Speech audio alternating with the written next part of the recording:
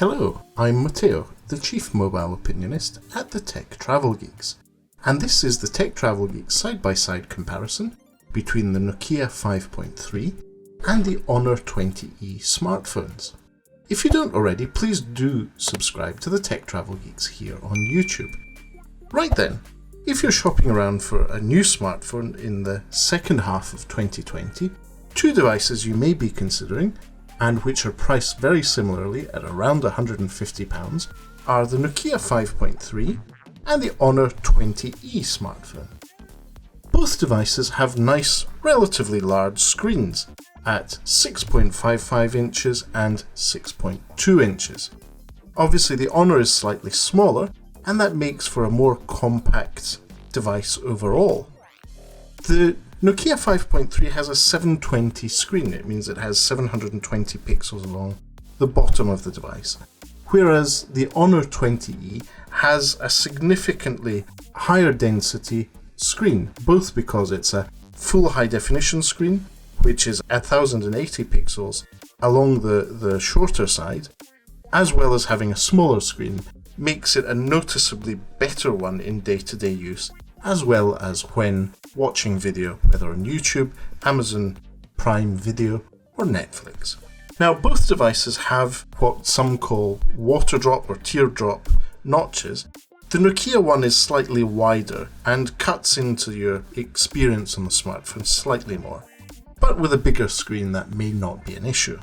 In terms of overall performance, they're pretty much equivalent. Unless you run some very serious benchmarks, which we don't think are valid in any way, there is really no difference in performance in day-to-day tasks, such as making phone calls, text messaging, using social media, and making video calls.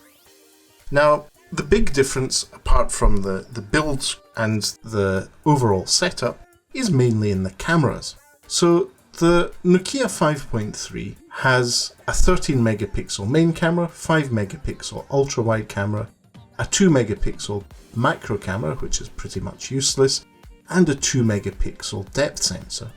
Whereas the Honor 20E has a much more refined and arguably much better overall setup, with a 24 megapixel main sensor, an 8 megapixel ultra-wide sensor, and a 2 megapixel depth sensor. There's no macro sensor there, so there's -1 lens, but as I said, the macro one on the Nokia 5.3 is pretty much useless. Now, both devices are capable of recording video in full high definition, and both devices produce relatively good pictures overall. But I would say the Honor 20E takes much better pictures. Whether that's in wide angle using the ultra-wide sensor or the main one, pictures are clearer, and not only that, as we saw in the comparison with the Honor 9X Lite, the software in the camera is much better because you have MUI and its various artificial intelligence settings, which Honor inherit from their parent company Huawei. So you just tap the AI setting and it automatically detects the best settings for your pictures. So overall, I have to say the camera is significantly better on the Honor, and in a device of this price range that is a noticeable difference. In terms of the overall build quality, both are very plasticky devices. The Nokia 5.3 is not hiding that, it's plastic all the way through. And the Honor 20E, on the other hand, whilst being a plastic back and a plastic shell in this case, it is definitely having a more premium feel, and that beautiful reflective depth effect, almost holographic depth effect, is very nice. It definitely harkens back to the more premium devices from Honor, such as the Honor 20 Pro, which we reviewed last year. Overall, the devices are similar, but there is a big difference in the software. As we saw in the comparison with the Honor 9X Lite, the Nokia 5.3 is running an Android One experience, very close to Google's one. So it's cleaner, simpler, but it lacks a lot of extra features. Whereas the Honor 20E in this case is running MUI 9, based on Android 9, which is much more feature rich and gives you a lot more personalization options. I would say overall, the two devices are similar in performance, but one space that the Honor 20E doesn't perform as well in is battery life. Now, despite having multiple settings to optimize the battery life on the device, it's mainly down to the fact that I think there is a smaller battery in the Honor 20E. So the Honor 20E, under its beautiful holographic back, has a 3400 mAh battery, whereas the Nokia 5.3 has a 4000 mAh battery, so it is a significantly bigger battery. Also, the lower resolution screen will help you get more mileage out of that battery life.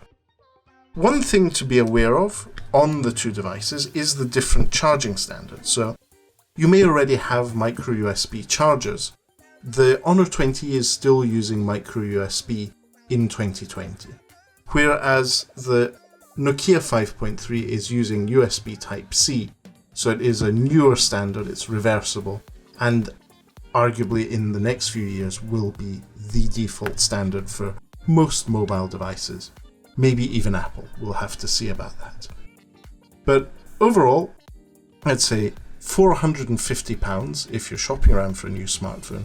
You have plenty of choice with these two devices. Both devices have plenty of RAM memory, so in terms of operations, they're very smooth overall. For £150 smartphones, both of them have 4GB of RAM. In terms of storage, both devices have plenty of storage on board as they come out of the box.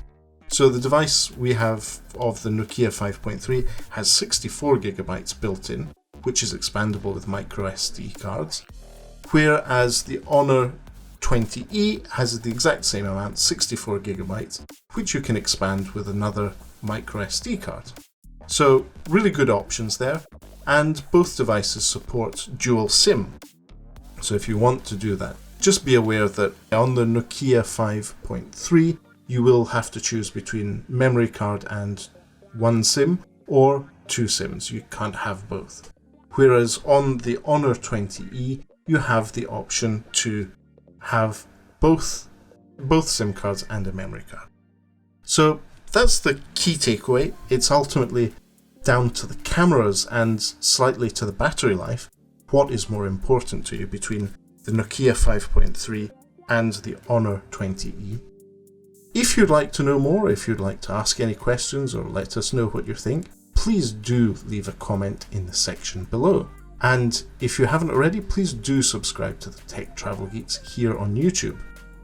For now, thank you for watching and goodbye.